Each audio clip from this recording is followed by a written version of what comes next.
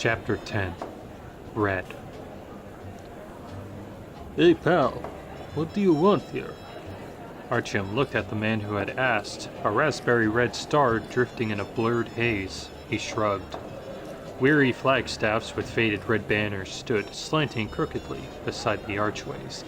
The curves of the arches were cut off slightly above the height of a man by suspended signs. Red line, state border. Come on, move. That's enough staring. The officer kept his eyes fixed on Artyom's hands. The Red Army men behind him waited for an order. What do I want? Artyom asked himself. No matter what, he mustn't do that. Put his hands up and take a step forward. He mustn't follow the unfortunate Umbach to that place where Pyotr Sergeyevich was about to have his guts wound onto a stick. He mustn't confess that he, and not Umbach, was the subversive radio operator they were searching for, because they wouldn't let him see Umbach in any case, and Artyom's guts would be next for the stick. Then what? Then forget Umbach and what he'd heard on the tubercular Moscow airwaves. Forget Homer, who was waiting for Artyom somewhere at Pushkin Station with a noose around his neck. Forget Dietmar and his little assignment. Forget the people who were sitting behind him right now and lapping up this garbage, who would be soon slaughtered with bayonets. Say goodbye to their little raspberry red star and stroll on to Novokuznetsk station and just let whatever happened behind him happen. He didn't have any eyes on his back. And what was there at Novokuznetsk? Nothing. Same thing as at exhibition. A void filled with stuffy air, mushrooms. The miserable life that Artyom was supposed to drag out uncomplainingly until he croaked, circle round, go back to Anya, sometime whenever, using someone else's dead documents. Someone else's documents, but the life would be his, Artyom's. The same old life, as black, twisted, and dry as a burnt-out match. Did he want that life? Could he hack it? Olga Eisenberg took her bra off. Without Pyotr Sergeyevich's hands to guide them, the orphan spotlights picked her out ineptly, in blindingly harsh light, casting Olga's intense black silhouette onto the walls. The trumpets played too fast and with nauseating insuation, churning Artyom's guts, and the silhouetted woman on the pole flailing to its rhythm, swirling furiously as if she were impaled on a stake. Well, you're deaf? Go on, push up. And while Artyom was searching for Umbach, while he was on his way here with Homer, for a while he had forgotten, hadn't he, what it was like when he had nowhere to go. The old man had given him something, a direction at least. Forgive me, Granddad. How can I save you? Follow that fiend's orders. Help him set up a bloody massacre, and then what? Will they really let you go then? They won't, Granddad. So that's the choice then. Whatever I choose, it's hopeless. Right, search him. Artyom's feet took a step back. His feet hadn't decided yet. The audience started turning round and shushing him. Someone, relaxing in a railwayman's uniform, grabbed hold of Artyom. Was it Artyom he had really been waiting for, while he watched with a bored air as the actress writhed on the stake? They moved the other way, forward. There was no way back. His feet knew that. It was too soon for his body to die, but his soul simply couldn't stomach the idea of going back to the old life. No, I don't want her children, Artyom realized. He realized it quite simply and for good. What was there at Exhibition Station? Nothing. Or everything that Artyom had failed to become, and everything he would rather croak than become. Using his mind, he forced himself to raise his hands. One crept up a bit faster than the other. Sweat ran down his temples into his eyes in a caustic trickle, with a raspberry red star swimming in it. Perhaps they haven't killed you yet, Pyotr Sergeyevich. I traveled halfway across the metro to find you, didn't I?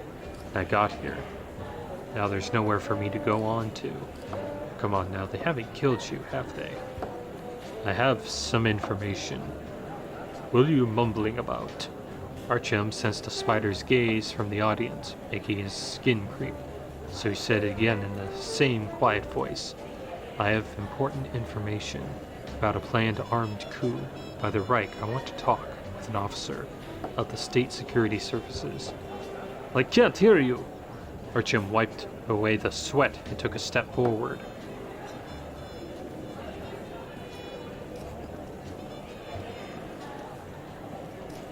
The pedestrian passage to Oknoy Rayad was long, interminably long.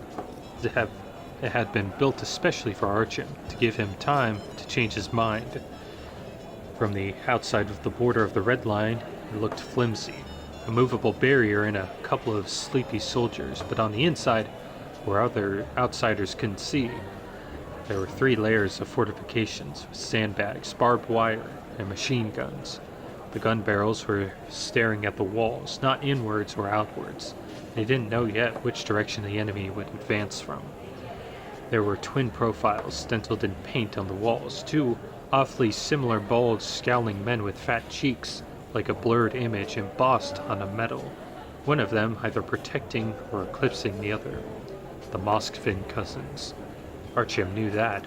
The one in the foreground was Maxim, the President General's secretary. The one Maxim had been stamped over was the previous General Secretary, who had died.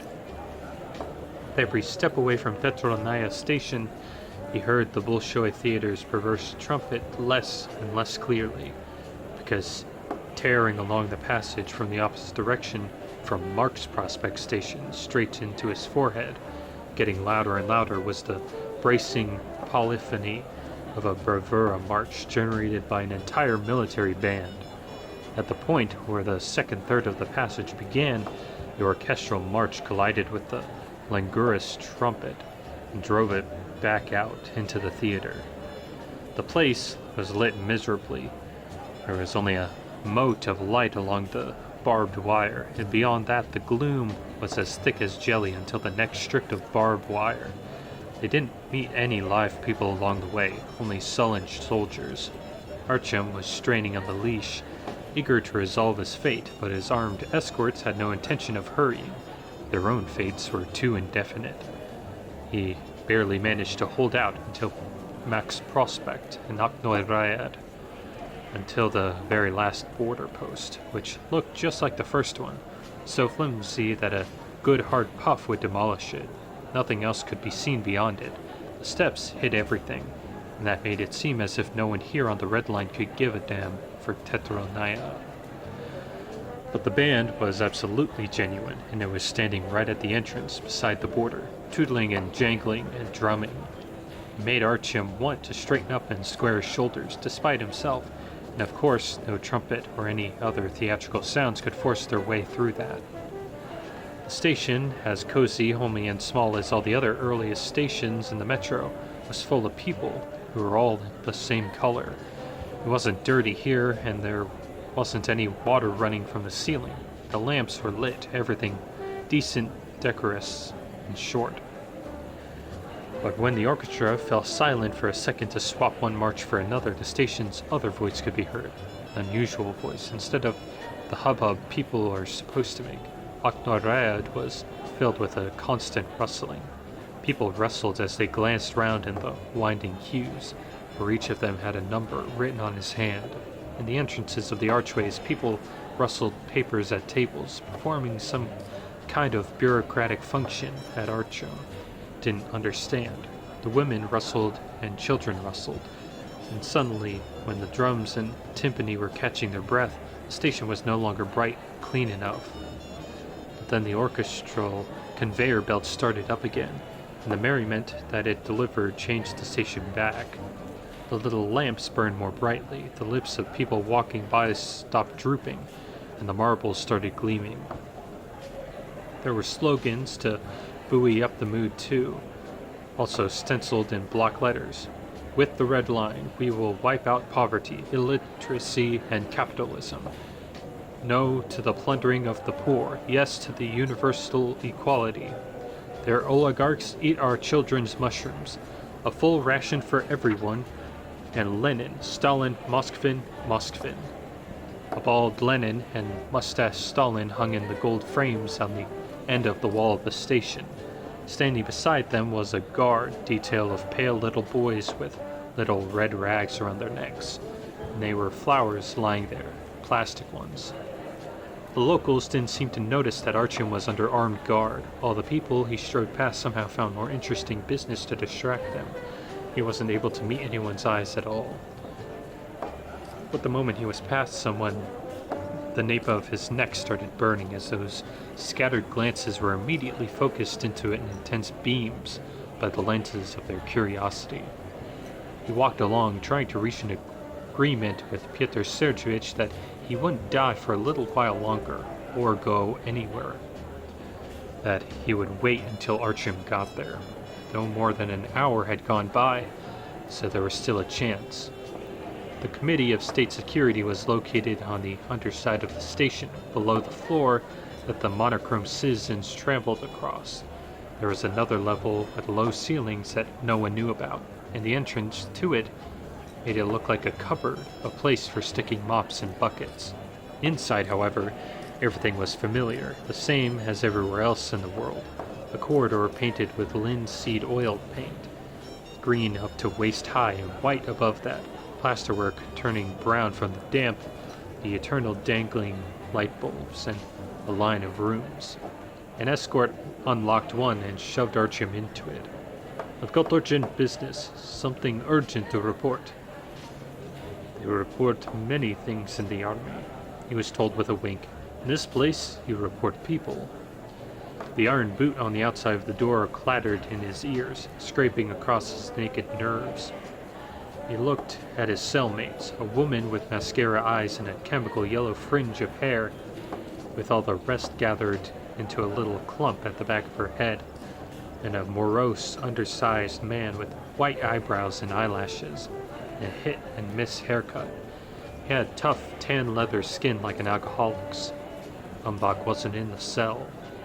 "Sit down," said the woman. "No point in standing."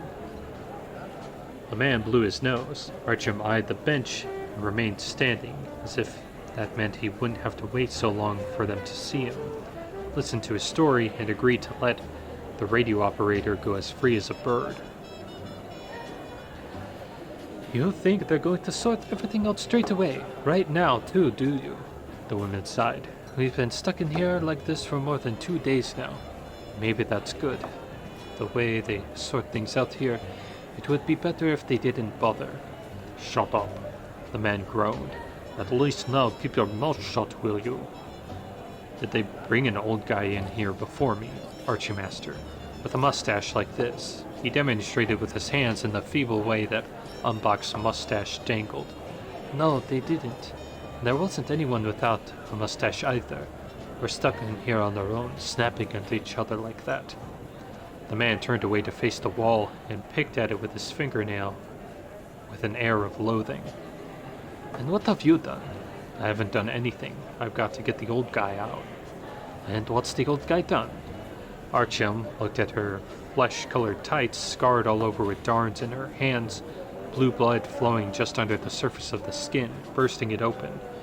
At first, the black borders made her eyes seem dark and large and passionate, as if she was giving herself for the last time, but in fact they were just ordinary, a wrinkly smile with tired wrinkles.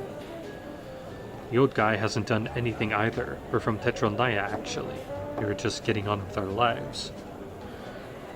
"And what's life like there at Tetronaya? Lousy, I suppose?" she asked sympathetically. "It's fine." "But they tell us here that you've almost eaten each other up already." "Are they lying then?" "Yulka, are you stupid or what?" The man appealed to her.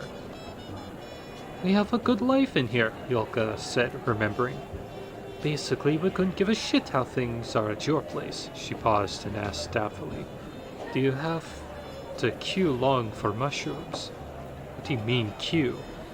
"Well, say you joined the back of the line. What number would you be?" "What line? If you've got money, you just buy them." "Money, you say? You mean coupons?" "We don't need any money here," the man put. "If someone works, then he eats. Unlike a Tetronaya of yours, our working man has protection." "All right," said Artyom. "Go eat your money," the man added. "Come on, Andrusha. Why attack him like that?" Yulka interceded. They stuck some fat-faced kid in here and you want to show him your titties? Andriosha hawked up and spat at his feet, but as if he was spitting at Artyom. As if you suddenly needed my tits. She smiled at the man. I'm not a stooge, said Artyom, telling himself. I don't want to know anything, said Andriosha. It's none of my business. He said nothing for a while. Artyom pressed his ear against the door. It was quiet. He looked at his watch. What was Dietmar up to? Did he still trust Artyom? And how much longer would he agree to trust him? You mean there aren't any queues at all for mushrooms? Yulka asked. How many do they give each person? As many as he has money for. The cartridges. Artyom explained just to be sure. Oh, would you ever? Yulka exclaimed in delight. And what if 2 of you come together? What? Do you both get as many as you have money for? Oh, yes. Greedy bastards, said Andriosha. Those mushrooms, do you think they're guzzling? Yours and mine. Our kids are bloated from hunger and are pigging themselves. They're not bloated, Yulka exclaimed in fright. And we haven't got any children. I was being imagistic, figural, that is, I was. And he stared at Artyom with an air of anguish and a feeling of just having made an irreparable mistake, blushing bright crimson. He didn't say that, Yulka implored Artyom. All right? Artyom shrugged and nodded. You watch your own tongue, Andriosha barked at his wife. If you hadn't babbled, we'd be at home. As if you didn't learn anything from the Yemelovs. The Yemelovs didn't say anything, did they, Andriosha? She whispered. They took them away. They never had a single word against them. Then it must have been for something else. They must have been something, he shouted in a whisper. How could they just take them like that without any rhyme or reason? He hawked and spat. The whole family, too. How's that? The whole family? Artyom asked. It's nothing. None of your business. What was it I said anyway? That there wouldn't be enough mushrooms this year? The crop had failed at the state farm because of the plague? Because of the white rot? We'd all go hungry. That was all. I didn't get it all out of my own head, but they said it was slander. Propaganda. Who did you say it to, you stupid blabbermouth? Svetka Dmitry. And that's who. Are you telling me you didn't know about the Dmitrys? The Dmitrys, Dasha, works in the cleaning shop, and it's like she doesn't understand anything. She stands out there and keeps her mouth shut then. People get taken for less than that. What about Vasilyeva? The one who said, Lord have mercy, and crossed herself. And what did they take Igor from section 105 for? During a break, he prattled about people from the outside showing up at Chervosovo station. From where outside? And what happened? From outside Moscow. From somewhere up on top, another city like. And supposedly they came without protective suits. So what's wrong with that? What about it? It's obviously a load of bullshit. Like they picked up all those outsiders in a single sweep and on the same day. He ran his fingers across his throat. Don't show that on yourself, Yulka exchanged in fright. Bullshit, right garbage, isn't it? The bastard Yanks flattened everything for us. Even a little child knows there's only Moscow still standing. That other city. The next day they snatched Igor. Yudin was listening, and Yudin's other. You have to be a real wanker to talk in front of Yudin. What city? Artyom asked, tensing up. What city did they come from? Those outsiders at Chernovo. Huh? Andriosha said to him. Just like I tell you. Artyom pulled away from the door, took a step toward the man, and leaned downward towards him. But he said it, didn't he? He said it, this Igor. And look where it got him. Tell me. It's important. You haven't given them the dirt on the old guy yet. You can't rake everything in. Andriosha chuckled balefully. You witless idiot, just tell me. Where from? Artyom grabbed the man by the collar. wound the material into his fist and pressed him against the wall. Get him off! Get off! Yalka squealed. He doesn't know anything, not a thing. Guards, help! It's all garbage. What if it isn't? So what? So what if it isn't? Then that's it. Then we can go sling on our hook. Get out of this metro. Half hoisted up off the floor, Andryusha shook his head and pulled an ugly face. If they're so well off up there, why would they come barging in on us? Artyom filled his lungs to answer, but he couldn't think of anything to say. Put me down. Put me down where I was standing, you louse, said Andryusha. Artyom put him down, and he turned away and went back to the door. He was about to press his forehead against it when it opened. Out you come. That was a mistake. You should have told me, Artyom told Andryusha. Well, you can ask them yourself, Andryusha hawked up.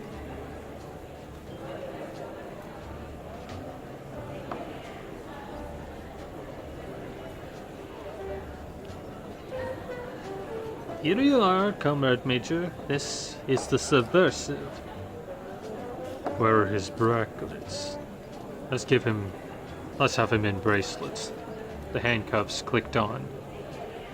That's just. When they confess themselves, they always have to wear bracelets, the Comrade Major explained to Artyom, beating him in the doorway.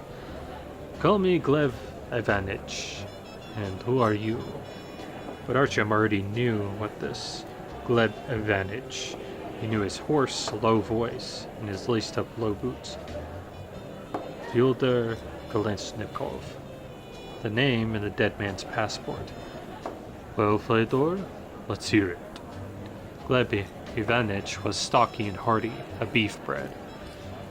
His head was balding above his large forehead. His thick lips looked rouged, but he was the same height as Artyom, so he wasn't very tall, but he was twice as broad and 4 times as powerful.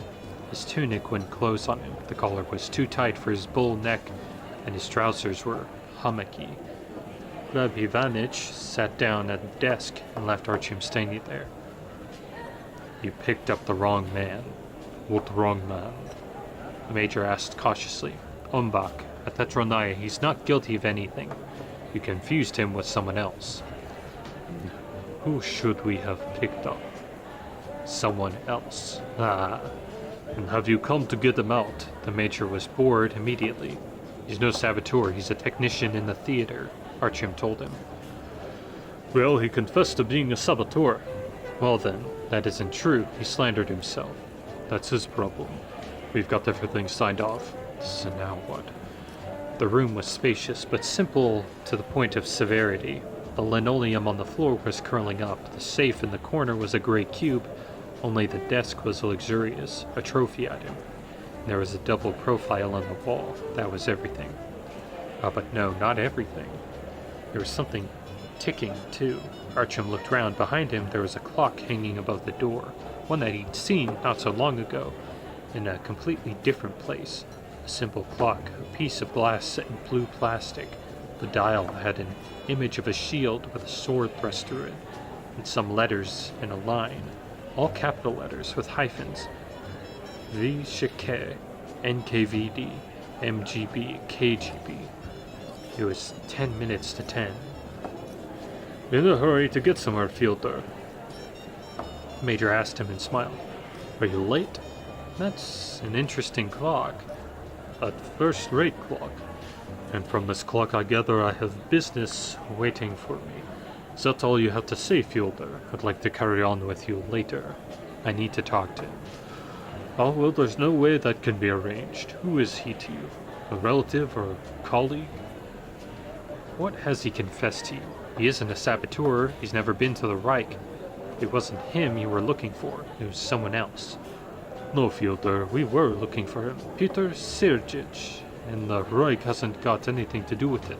Look. The major waved a thick sheet of paper. The briefing material from Central Office. Central Office can't be wrong. So it wasn't Artyom that they'd come for. So Umbach himself was to blame.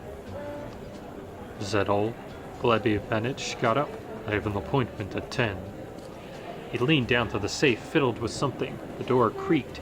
He He took out a dull, scratched, grayish-black revolver. Then Artyom remembered exactly what kind of appointment Gleb Ivanitch had.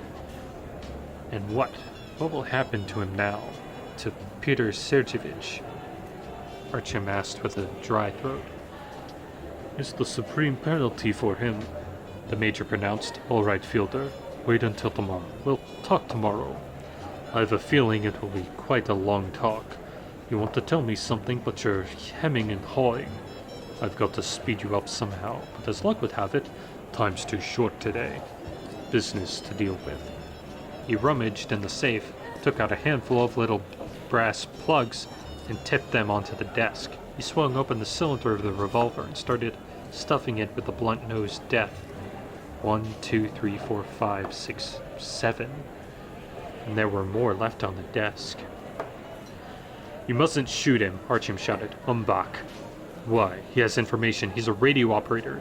He knows something. Everything he knows, we know too. He can't have any secrets from us, that's it. Go and get some sleep. There are people waiting for me. Gleb Ivanitch scratched and stroked himself on his taut fly and stretched sweetly. But you have no idea. He has information. Valuable information. Artyom bit his lip and weighed things up one last time. He found survivors. He contacted them. Other people. You understand? Other survivors. Not in Moscow. Glanced into the major's broad, flat face. Nothing changed in it. Nothing moved. That's bullshit. Then the shadow of a smile flitted across his lips. Gleb Ivanitch straightened his hair with his hand. With a dreamy air, he was waiting. Waiting for the evening. Waiting for 10 o'clock. And waiting for what would come afterwards. The date he had made with his little bitch in a tutu. That was what he wanted to think about. Artyom flung up his shackled hands. But what if there are places where it's possible to live? If we don't have to, we're not forced to stay here in the metro until the end. And he might know about it. Major waved the revolver in his hand, squeezed one eye shut, and peered at the table through the sight. That's quality for you, he said pensively. They were executing people with this gun 100 years ago, but even so, there's no machine more reliable than a Nagant, especially in this business. It won't jam or get overheated. But you're listening to me then. Artyom flew into a fury. Or do you know something? Okay, that's enough. Escort. No, it isn't enough. If you shoot him now, we'll never know anything. Ever. Escort. Fuck it. Major barked. Never. He's the only one. Do you understand that? No one else has managed to do it. To find them and contact them. You mustn't kill him. So I mustn't? No. Valuable information? Yes. Survivors? Yes, survivors. Alright, let's go. The major grabbed Artyom's shoulder in the hydraulic press of his massive hand, kicked the door open, and led him out into the corridor. A guard came running up, guilty and frightened, taking a last drag on a roll-up, but the major just shoved the burnished gun barrel in his face and pushed him away. He pulled a bundle of keys out of his pocket and jangled them at a door. Then he scraped it open and pushed Artyom into a cell. Umbach! Here! Pyotr Sergeyevich, with the drooping mustache, got up in an anxious, searching look in his eyes. He was smeared all over with something reddish-brown that was drying out. The bridge of his nose was split open and his mouth was gap-toothed. He was holding his head thrown back a little so his nose wouldn't run. Patches of shadow and light flickered across his face by turns. What should he expect? The major raised the revolver into his forehead, and the crash immediately smashed into Artyom's ears, smashing them into them like a sledgehammer, and a fine mist splattered in all directions, settling on the major's hand and face in uniform tunic. Umbach went limp, sat down on the floor, turning into a sack of sand, pale-faced. The other prisoners covered their ears, and a woman started squealing. The wall was covered in scraps of something wet and gleaming. A jailer stuck his head into the cell and swore inaudibly, then asked something, still speaking inaudibly. Artyom's ears were ringing painfully. The major grabbed Archim by the shoulder, dragged him out into the corridor, and slammed the door. He growled through the ringing.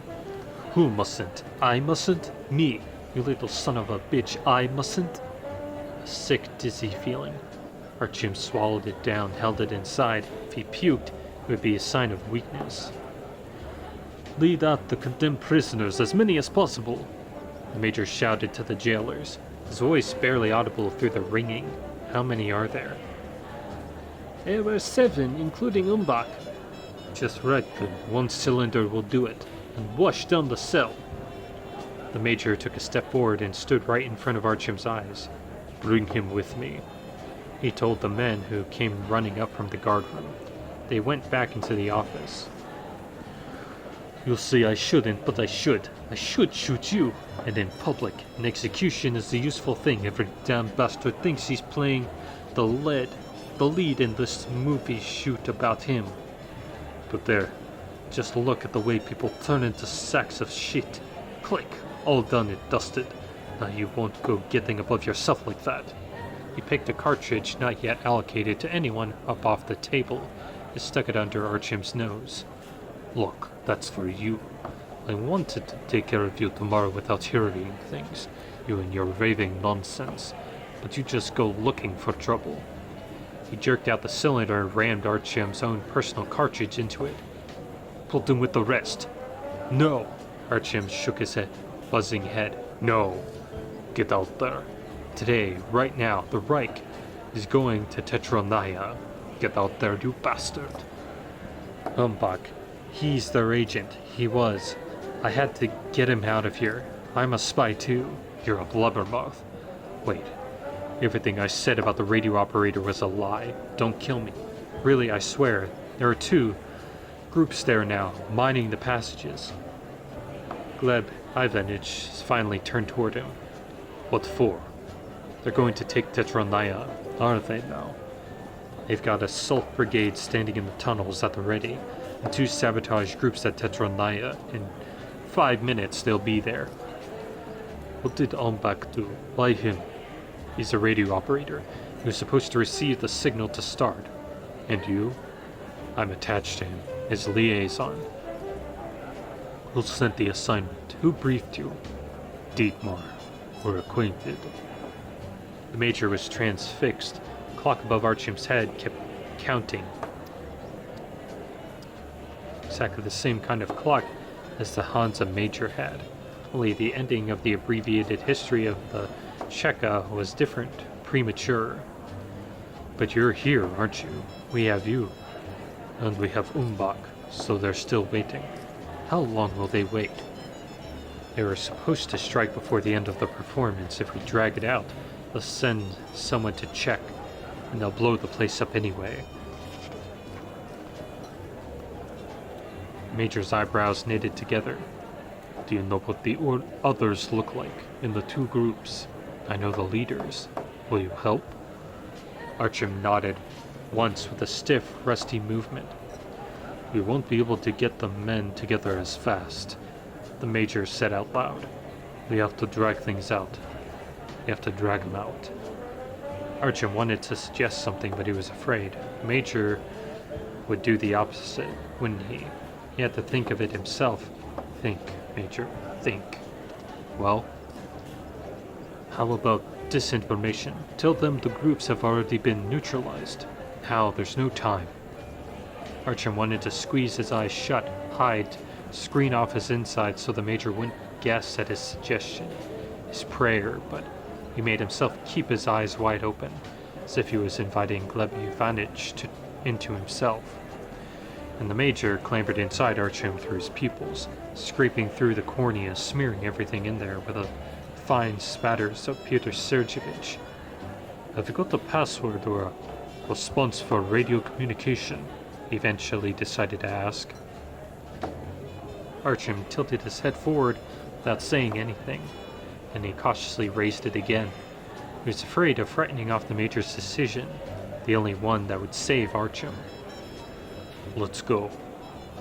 They walked along the corridor past a cell that was already unlocked, with the condemned prisoners standing there, staring at the floor and the walls, as if they were hastily trying to save their souls by hiding them in the joints of the tiles, under the turned-up engines of linoleum, and went into a different room with the word communications on the door. An exhausted communications officer with a hair lip stood to attention. A desk with a phone, green boxes with switches and dials, headphones. The escort stopped in the doorway, and Artyom was prodded to invite him to go over the equipment. But before Gleb Ivanovich picked up the telephone receiver and jingled the buttons. "Hello, this is Svilanov. Yes, Svilanov. Get me Anton Severov." Artyom did a double take. Now the identical clocks were linked by that idiotic and unusual name. A coincidence like that was impossible. It couldn't be a coincidence. The other one was Boris Ivanovich. This one was Gleb, with the same panoramic. They didn't look much like each other, but even so he believed it straight away, fantastic as it was. "Yes, Comrade Colonel, I have an operative here who has confessed. He says the Reich is going to take Tetronaya right now." The voice lying there under the stage. Artyom had recognized the voice because the brothers had one voice between them. They spoke different words with his voice. They put together different sentences. They believed they had different uniforms, and their clocks had stopped at different times. But even so, it was the same voice. Gleb was probably older. He looked older. So that meant Boris had risen faster through the ranks. How did he manage that? Artyom wondered for some reason, instead of wondering if the fine thread that he was planning to walk along over the abyss would snap. How did it happen that the two brothers ended with the same rank on different sides of the front? Did they know each other? They must. It was impossible for them not to. Were they at war? Did they hate each other, try to kill each other? Were they playing games? What? "Did you give the go-ahead?" "Yes, sir." "And then you'll just have time to send us reinforcements?" "Yes, I agree. We didn't start it. And I also can't see any other." "Yes, sir. Accepted." Artyom waited quietly, not even thinking anymore about the noise of his thoughts scaring off the magical firebird of luck that had landed on his shoulder. It was one chance in 1,000. "What's the frequency?" The communications officer with the twisted face sat down on the radio set. Artyom told him the frequency. He started combing the airwaves. They set the headphones crookedly on Artyom's head, covering one ear and leaving the other open on the side toward the other men. "Did you run the aerials out on the surface?" he asked. "How did you pick anything up there?" "You think about your own job," Svilanov advised him. "Our job. But haven't you ever heard any other cities?" As if he was being asked, the radio officer shook his head. "There haven't been any other cities, kid," said the major. "Forget it." People have come from other cities, haven't they? Come to the metro. Hogwash. They were eliminated by your people. More hogwash. And anyone who babbled about it. Gleb Ivanovich narrowed his eyes. He banged his gun against a metal box. "No fucking point passing on a pack of lies. We're stuck here and that's it. Like it all. People all worked up. Let them dream about what they were told to dream about. About us defeating Hansa and putting all the bourgeois up against the wall. And then there'll be a communism in the metro. And a full ration of mushroom for everyone. Things will be good here. Here. Where we are. And we have to love your homeland. Got that? After all, there's no place like home. I was born up on the surface. But you'll die down here." Svilanov slapped him on the shoulder and chortled. It was his first joke. A voice emerged from the mush of the airwaves. The major nodded to Artyom and set the gun barrel to his head, encouraging him, admonishing him. "Dietmar, this is your stalker." "Oh, stalker, well, the lilies of the valley have flowered. Then it must be spring." The gun barrel poked into Artyom's free ear, cold and metallic, straight into the canal. He was anxious, trying to tell if he was being deceived. I liked winter better. We'll go and hide then. Artyom tried to squint at Svilanov. The revolver wouldn't let him. He ought to have been counting, but he couldn't. The barrel scratched him as if it squeezed into the little hole. It plugged his ear. What's this crap? The Major raps through the barrel into his brain. We're canceling the operation, said Artyom. Dietmar, we're canceling. And then an instant later, kaboom. Everything jumped. The ceiling fell apart. Masses of dust tumbled in and hung in the air. The light blinked and disappeared. Everyone was blinded and deafened. Artyom was the only one expecting it, and it was just what he was expecting. He dived to one side, jerked the gun barrel with his shackled hands, tugged it out of the weakened grasp of those fat fingers and sprang sideways. There was a blink of light. The escort was lying on the floor, pinned down by concrete. Svilanov, cut by flying stone chippings, was bleeding and fumbling around him. The radio operator was still sitting over his apparatus, totally dazed. Shouts forced their way through the cotton wool, trampling feet. Svilanov finally saw Artyom. Hands! Hands! The Major raised them lazily. His eyes roamed about, already looking for the smartest way to come at Artyom. Get up. Over to the door. Move it. Come on. The Nagant sat in his hand awkwardly, badly, like someone else's gun. What the hell was that? Svilanov asked him, barely even moving. He was doing it all deliberately, bastard. Artyom squeezed the trigger. It moved stiffly. The hammer shifted back threateningly. Get up. Walk. Where was that blast? He squeezed it home, another thunderclap, but not as painful as in the cell when Umbach was killed. Artyom's ears were already blocked. Svilanov grabbed at the blotch in his right shoulder with his left hand. He finally obeyed and got up at the blotch. He stepped over the escort and glanced over into the corridor. Another jailer was dithering about out there, shell-shocked. He tried to jerk up his automatic, but Artyom shot him at the hazard somewhere in the stomach and kicked the automatic aside. Who has the keys? Who has the keys of the cells? I have. Open them. Open all of them. Where's that guy who lied about the survivors? Zvev. Where is he? He's not here. We sent him to Lubyanka. We've got a request for him. He's not here. Come this way. This way. Where's my cell? This is it. Open it. Major fiddled with the soundless keys and unlocked the door. Heavily made up, Yulka and the morose hawker were alive as well. Come out. We're getting out of here now. Svilanov pulled a sour face. And where to? Andriusha asked him. Where to? Out of here. To freedom. They won't run off anywhere with you, said Vilna. Off the line. I'll get you out of here. Yulka didn't say anything. The man batted his dust-covered eyelids, figuring something out and sucking air into his lungs. But then he didn't just shout. He bawled. Push off, you ugly fucking mug, you lousy stooge. Push off. We're not going anywhere. We live here. Here. Get the picture? Svilanov asked with a grin. That's love of the homeland for you. We'll put you up against the wall here. He'll do it himself, Svilanov. Fuck off. Sit down. Yulka, why don't you jump up like a stupid fool? That's right, said Svilanov. That's exactly right. And you greenhorn. Artyom went wild. Get in the cell. Get in. They're afraid of you. Give me those keys. Throw them. He's not getting out of here. Have you got that? That's it. There he is. Now let's go. What's your name? Andrei? I'll get you out of here. I'll get you out, okay? Move it. There's no time to waste. I'm not going, said Yulka, backing up her husband. You're a fool, Fyodor. A perfect, naive idiot. The rabbits, docile rabbits, are not going to run anywhere.